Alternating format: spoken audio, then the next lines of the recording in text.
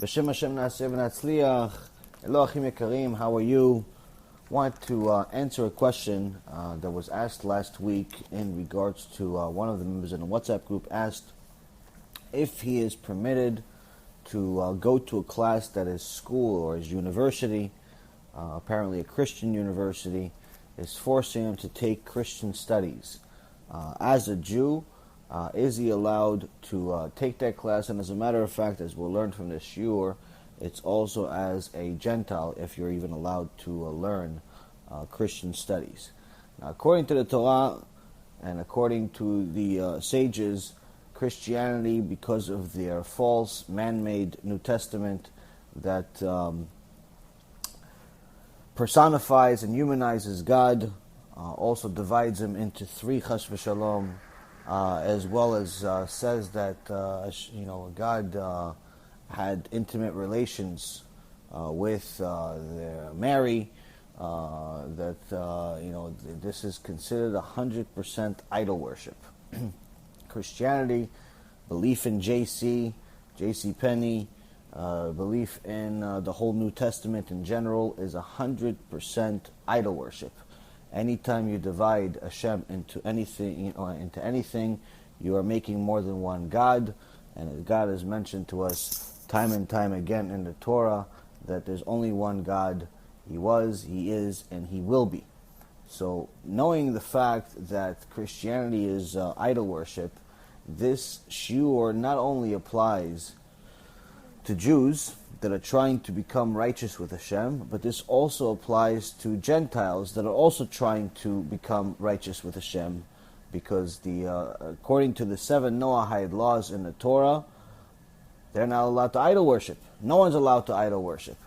And this is why in Parashat Shoftim, which one of the people that asked the question mentioned, in Parashat Shoftim in book of Deuteronomy, chapter 18, verse 9, it says, Lo tilmad la'asot keto'avat hagoyim ahem. You shall not learn to act according to the abominations of those nations. This is Hashem specifically telling us that we are not allowed to learn their ways, we're not allowed to learn their laws, we're not allowed to learn their idol worship. Why? Because it's considered to'ava. To'ava means disgusting, means an abomination. To Hashem, anyone that's idol worshipping is considered, his actions are considered disgusting to Hashem. So unless someone has some type of mental issue, why would you want to be disgusting to your Creator? So here, Rashi, one of the major sages, is saying that you are allowed to study the subject of idol worship in order to teach. But this is often misunderstood. What does it mean? What does it mean in order to teach, and also what does it mean in order to see how crooked or upside down it is? Now, the Rambam, which is where we get all of our, we get all of our laws from the Torah, which goes to the oral Torah, which is the major part of it is the Mishnah, then the Gemara, and then after that we have the Rambam taking the laws from the Gemara, and then from there, we have the Shulchan Aruch. And nonetheless, Rambam mentions in Alachot Avodah Zarah, the laws of Avodah Zarah, in his book Laws of Avodah Zarah, Perek Bet, Alachat Bet. The idol worshippers have written many books about idol worship and how to do it and its rules and laws. The will of HaKadosh Baruch Hu, the will of Hashem, is that they should not be read, and for us not to delve or meditate in it, or its sayings and doings. And even to look at an image of an idol is not allowed, as it says, don't go, meaning he's quoting a verse in the Torah, don't go towards the idols. And on this matter it says, and he continues, that this, why are we not allowed to even learn it? I mean, let's say someone is a Orthodox Jew, keeps Shabbat, keeps kosher, keeps Tarat Mishpacha, all the laws of Judaism. Why is he not even allowed to study this? Why is he not allowed to delve into the man-made New Testament? It says this leads you towards their idols. And to do what they do as it says, and I will do it myself as well. So this is actually in the Torah, where Hashem says that our eyes are windows for our soul. And whatever we let into those windows will affect our neshama. This is also the reason why a man that wants to be holy, just like Hashem wrote in His Torah, you have to be holy because I am holy. He didn't say you should be holy. He didn't say it's nice if you're holy. He didn't say it's a good trait if you're holy. He said you have to be holy. Why? Because I am holy. So Hashem says, if you want to be holy, you have to make sure that what you let in to your neshama is something that you want. But if those windows that you call your eyes are letting in things that I consider disgusting, because they're going against me, and they divide me, and they humanize me, and they make me everything that I'm not, then how do you expect to be holy? This is why in the Gemara, Masechet Sanhedrin, page 38, Rabbi Eliezer explains this Gemara, explains this even before the Rambam, explaining what does it mean learning Torah, learning Avodah Zarah. How can we understand what not to do if we're not allowed to even look at their books? Rabbi Eliezer says, "Be diligent with learning Torah, and know what to answer the heretic." So here, some people that just read this first part of the Gemara think, oh, wait a minute. Maybe I'm allowed, according to Rabbi Eliezer in the Gemara, which precedes the Rambam, it says you should learn Torah, but also learn enough to answer a heretic, which is called Apikoros. There was actually a person by the name of Apikoros who was a major heretic and forever earned the name of being a heretic, or Apikoros. So here, if you just learn this first line of the Gemara, it seems like you're allowed to learn this idol worship. You're allowed to learn what to do because you'll be able to answer him. You'll be able to answer these idol worshippers and show them how twisted and upside down their religion is, and therefore, what's the problem? Rabbi Yochanan continues this Gemara, same page, very next line.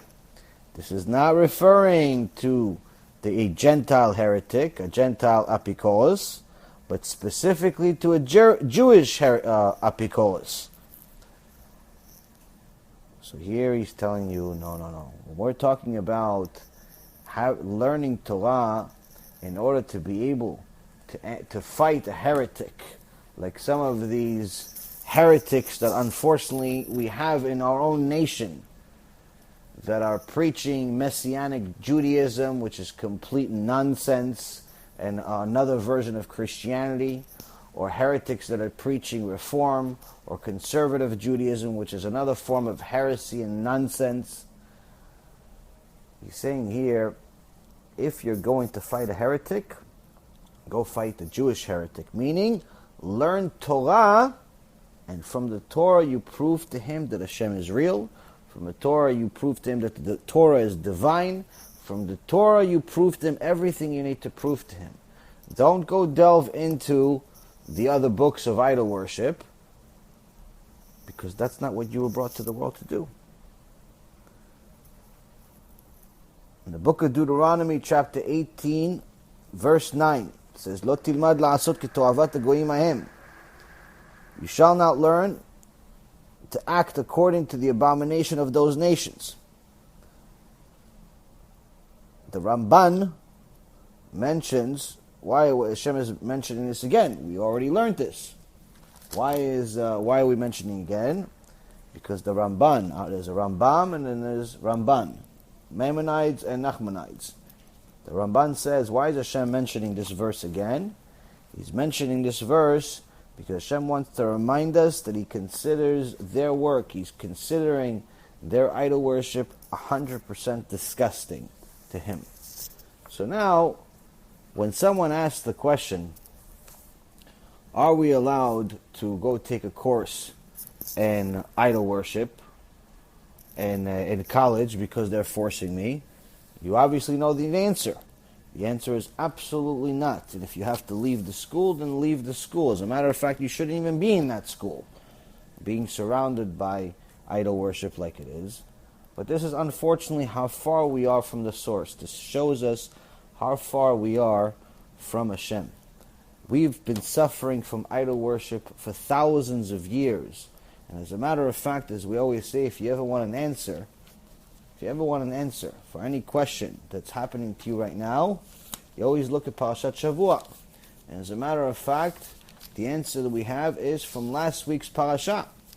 And last week's parasha, at the end of the parasha, chapter 21, verse 9, it says, Vayas Moshe nechash, nechoshet ve'esimenu al hanes, v'aya im nashach hanachash et ha'ish, v'hibit el nechash hanechoshet v'chai.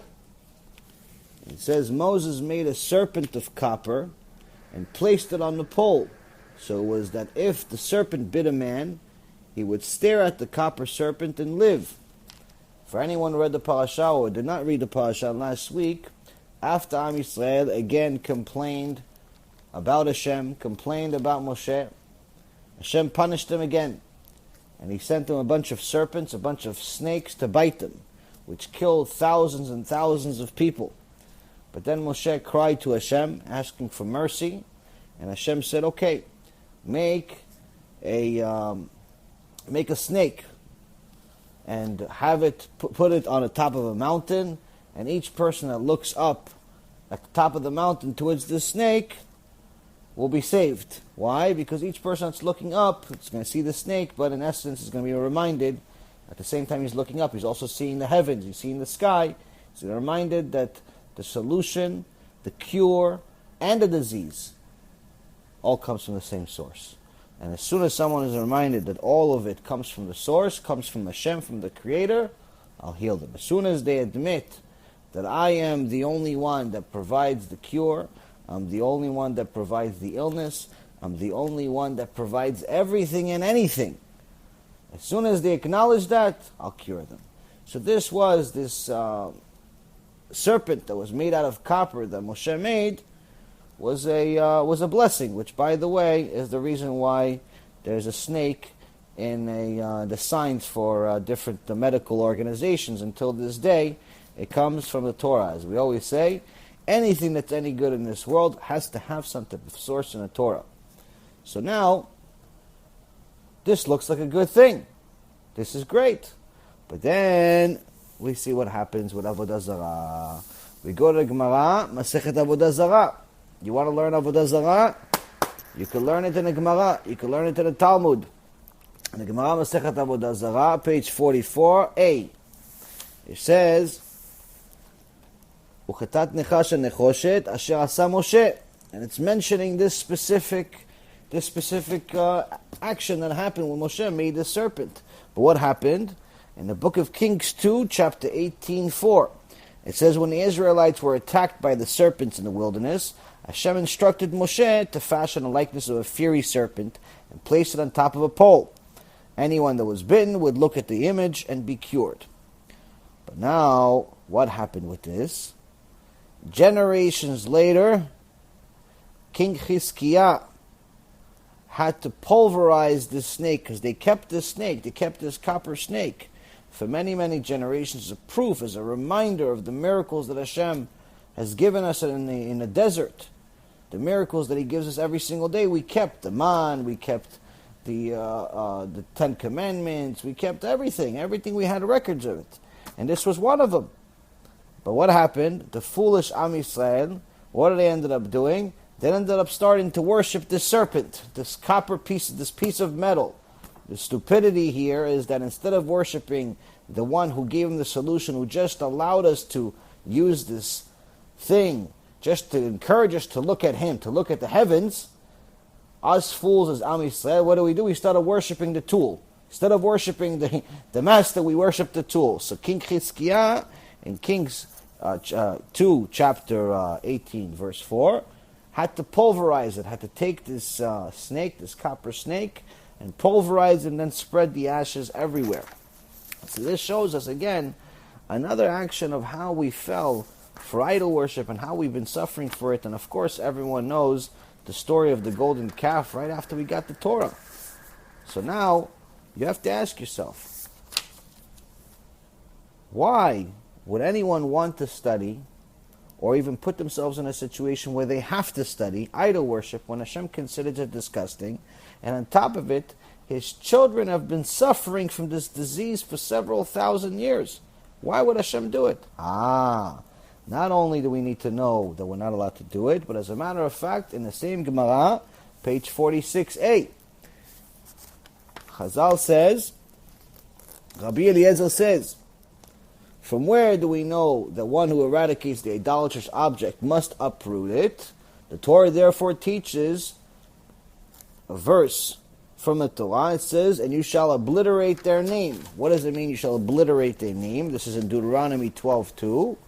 Rabbi Akiva said to Rabbi Eliezer, but it is not already stated, you shall not destroy, you shall not destroy. This means that you shall obliterate their name from their place, meaning that you should actually make a funny name for idol worship. And the Talmud, the Torah therefore states, and you shall surely loathe it, you shall surely abhor it, for it is banned. This is a verse from the Torah which shows that the name must be derogatory. If idolaters called their temple the house of heap, it was a house of Galia that they called it, we call it the house of the ditch. If they call their house the eye of everything, we call it the eye of a thorn, meaning that Hashem hates idol worship and disgusted by idol worship to such an extent that we are obligated to make fun of it. This is why anyone that was upset that when Rabbi Mizrahi, a tzaddik, was mentioning or calling JC Penney, making fun of the idol worship, they were saying, oh, it's not nice, not politically correct. This is not only the right thing to do, this is a commandment from the Torah. Hashem says you have to destroy their names, make fun of their names, to show how much you love me, to show how much you hate idol worship. Why? Because if we look at the Gemara, page 46a again, it says here, according to Rashi, in the context of idolatry, everything is prohibited unless the Torah permits it explicitly. Meaning that with idol worship, there is no boundaries. Meaning you have to make sure that you follow everything to the T. There's strict boundaries. You have to follow everything to the T. You have to make sure that anything connecting or relating to idol worship, you're only allowed to do it if it's specifically stated in the Torah that you're allowed to do it. Why? Because you are commanded to loathe it and abhor it and consider it disgusting. So now that we understand how disgusting and Hashem believes and how we understand how disgusting the Torah of the Goyim, the idol worship, the New Testament is, we have to start learning what the Gemara really said over here. The Gemara said that we have to learn Torah in order to fight the heretic. How do we fight a heretic? It says by learning the Torah itself. In the same Gemara,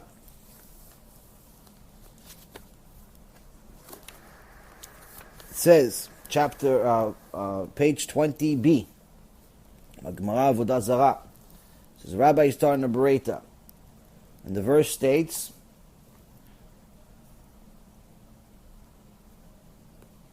in Deuteronomy 23:10, and you shall beware of any evil thing. This teaches that a person should not think immoral thoughts by day and come there by tum'ah by night. From here, Rabbi Pinchas ben Yair said, the study of Torah brings one to heedfulness, and heedfulness brings one to diligence, and diligence brings one to cleanliness, and cleanliness brings one to asceticism, and asceticism brings one to purity, and purity brings one to piety, and piety brings one to humility, and humility brings one to fear of sin, yirat shamayim, and fear of sin brings one to holiness, And holiness brings one to the divine inspiration, Ruach HaKodesh. And divine inspiration brings one to the resurrection of the dead.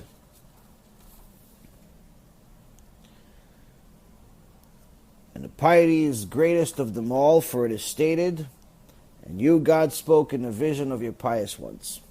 Since God chose to speak to those that accomplished in piety, it is obviously the one that's the greatest of his adherents. Point being here is that Hashem has given us a blueprint of how to reach the highest possible level of connection to him.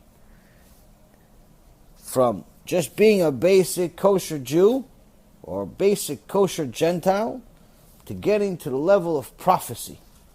Whether it be Moshe Rabbeinu, the greatest of all prophets that had to go through this, or even Job, the prophet of the Goyim, that was very, very righteous and has a whole book about him, not like the Bilam HaRasha, the wicked Bilam, the other prophet of the Goyim, that ended up trying to curse Am Yisrael and then obviously being punished for it.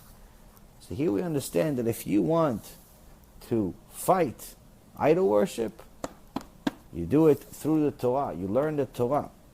As it says, page 35 again, Masechet Avodah Zarah. And talking about what is a Torah scholar comparable to, says it's to a flask of balsam oil. If it is open, its fragrance spreads, and if it's covered, its fragrance does not spread. Similarly, when a Torah scholar opens his flask and teaches Torah to others, his fame will spread. And not only that, but things that were hidden from him before will be now revealed to him. As it is stated, Alamot love you. Here is telling us one major thing at the end of this Gemara. It says one that teaches Torah, he inherits two worlds. What two worlds? Both this world and the world to come. And that's what it's referring to by Alamot, which actually means maidens. It says, don't say Alamot, say Olamot, meaning worlds. Nonetheless, someone that learns Torah and teaches Torah to fight the heretics, to help people do tshuva, to help do kiruv, to get people back close to Hashem, inherits this world and the next. And this, my friends, is the point of this shiur. This, my friends, is why Hashem is telling you that the idol worship is disgusting to him. Not only is it disgusting because it's going against him and it's saying that he's something that he's not, but on top of it, it's taking the poison and drinking it while the cure is being thrown in the garbage. How can we ever allow ourselves to spend any time drinking poison instead of the cure?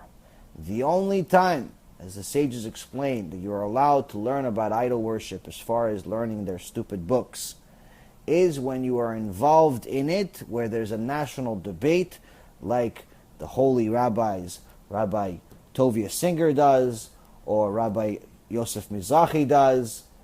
If they're involved in a debate which is for the purpose of sanctifying Hashem's name, then they're allowed. Why are they now allowed?